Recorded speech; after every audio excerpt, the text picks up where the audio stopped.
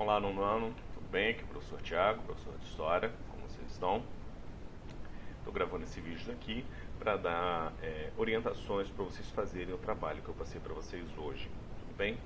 Então, vamos ao nosso materialzinho aqui, vou abrir esse PDF, vou botar aqui minha cara, né?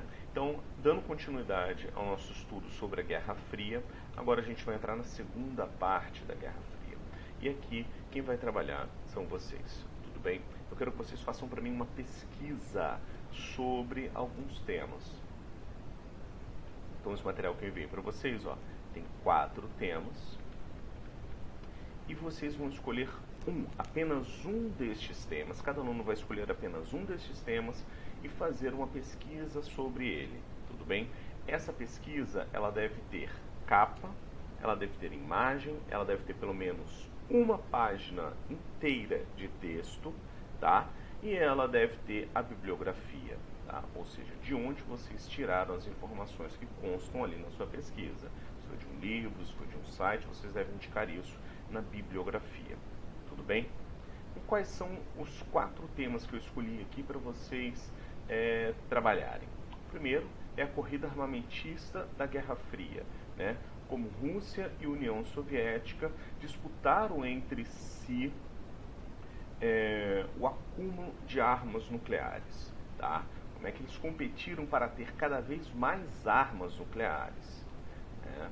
E aí depois vocês têm que abordar a questão da crise dos mísseis de Cuba, que eu acho que foi um momento em que o mundo esteve mais próximo da destruição via armas nucleares. Então vocês fazerem uma pesquisa aí também sobre a crise dos mísseis de Cuba. E por fim, o que é o inverno nuclear, né?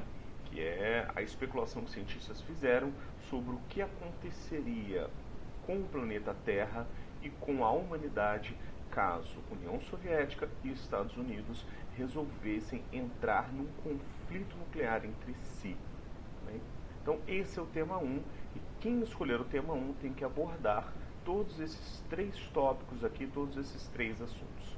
Quem escolher o tema 2 vai ter que falar sobre a corrida espacial. Ao longo da Guerra Fria, Rússia e Estados Unidos envolveram-se também numa disputa pela conquista do espaço, né? E essa conquista espacial, né, ela teve 2 projetos, o projeto Soyuz na Rússia, e ela teve o projeto, principalmente o projeto Apollo, né, levado a cabo pela NASA nos Estados Unidos. A gente consome muito filme americano, muito filme sobre astronauta, e a gente pouco vê nesses filmes, né, sobre o projeto soviético espacial. E esse projeto soviético espacial, ele esteve à frente em todos os momentos em relação ao projeto americano. Os americanos sempre estiveram um passo atrás dos soviéticos em todos os quesitos da corrida espacial, exceto da chegada do homem à Lua. Fora a chegada do homem à Lua, muito alardeada pelos americanos, em todos os outros pontos e objetivos do projeto espacial, a gente vai ver a União Soviética à frente, né? Eles foram o primeiro a enviar um satélite para o espaço, foram o primeiro a enviar um animal para o espaço, foram o primeiro a enviar um homem para o espaço, foram o primeiro a enviar uma mulher para o espaço, foram o primeiro a enviar um objeto para a Lua, foram os primeiros a enviar um objeto para Vênus, foram eles que construíram a estação espacial, a Mir, né, hoje em dia desativada. Então, assim, eu quero que vocês abordem isso, tá? E uma outra coisa interessante que eu quero que vocês falem aqui, também, é o quesito A, é sobre esse cientista alemão chamado Werner von Braun, que trabalhou para o regime nazista durante a Segunda Guerra Mundial, produziu bombas, chamadas bombas V2. Ao final da guerra foi levado para os Estados Unidos e, com o projeto dessas bombas, ele passou a produzir foguetes, que por fim levaram o homem à Lua. Então, uma história bem interessante aí para quem escolher esse tema sobre a corrida espacial na Guerra Fria. O terceiro tópico é a Guerra da Coreia, tá? Em primeiro lugar, eu quero escolher esse tema. Eu quero que fale sobre a invasão japonesa da Coreia. A Coreia foi invadida pelo Japão em 1910 e coisas terríveis e atrozes foram praticadas pelos japoneses na Coreia de 1910 até o final da Segunda Guerra Mundial em 1945. A população coreana ela foi praticamente escravizada, tá? pelos japoneses durante este longo período em que a Coreia foi ocupada pelo Japão. Ao fim da Segunda Guerra Mundial, a Coreia ela foi ocupada por tropas dos aliados. Ao norte chegaram as tropas russas e ao sul chegaram as tropas americanas, o que explica até hoje a divisão da Coreia em Coreia do Norte e Coreia do Sul. Coreia do Norte vivendo sob um regime comunista e Coreia do Sul vivendo sob um regime capitalista. Tá?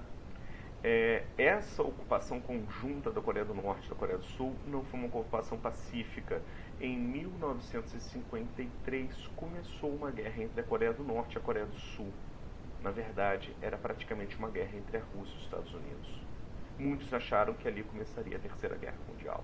Tá? Então quero que vocês falem sobre isso, sobre a Guerra da Coreia, que começou em 1953, né, e opôs o Norte comunista ao Sul capitalista. Na verdade, opondo aí, né, basicamente Estados Unidos e Rússia. Então eles lutaram uma guerra indireta na Coreia. Bem, e aí eu quero que vocês falem também sobre o fim da guerra. Eu queria até botar um ponto de interrogação quando eu coloquei o fim da guerra, porque a Guerra da Coreia ela nunca foi oficialmente finalizada. Não existe um tratado que tenha colocado fim à Guerra da Coreia. Ainda hoje a Coreia do Norte e a Coreia do Sul são dois países em conflito permanente. Tá? Uma zona muito perigosa do mundo. Por fim, sobre o Muro de Berlim. Como aconteceu com a Coreia, né, a Alemanha também teve zonas de ocupação, né, que a dividiram em dois países diferentes ao longo da Guerra Fria. De um lado você vai ter o Ocidente, capitalista, né, e do outro lado você vai ter o Oriente socialista, ou seja, metade da Alemanha, a metade ocidental da Alemanha, a metade do oeste da Alemanha, ela se tornou uma zona de ocupação dos aliados aqui. E esses aliados, né, ocidentais, liderados pelos Estados Unidos, né, mantiveram o regime capitalista na Alemanha. Do lado oriental, houve uma ocupação soviética. A União Soviética ocupou o lado oriental da Alemanha e impôs ali um regime socialista. Então a Alemanha ela ficou dividida entre República Alemã, né, ocidental alemã, e República Democrática Alemã, que era a República Socialista de ocupação soviética. Tá? Berlim ficava do lado soviético da Alemanha, do lado oriental, mas Berlim, a capital, também foi dividida em duas partes, sendo que a parte ocidental de Berlim, que ficava dentro de Berlim Oriental, ela ficou isolada. A União Soviética impediu, né, a comunicação de Berlim Ocidental com a República Ocidental Alemã. Tá? Por conta disso, os aliados tiveram que manter o contato entre esse lado ocidental de Berlim com o outro lado de Berlim, né, com o outro lado da Alemanha, via aviões. Tá?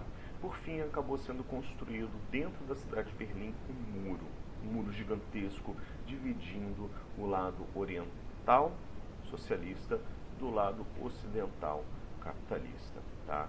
E por fim, né, em 1991, com o fim da Guerra Fria, com a dissolução da União Soviética, houve a queda do Muro de Berlim. Em 1989, né, houve a queda do Muro de Berlim, na verdade um pouco antes da dissolução da União Soviética. A queda do Muro de Berlim é um dos marcos assim, oficiais, históricos, né, do fim da Guerra Fria. Tá? Então eu quero que vocês falem também um pouco sobre isso. Bem, crianças, eu espero que esteja claro, tá? O que vocês devem fazer nesse exercício, então façam um bom trabalho.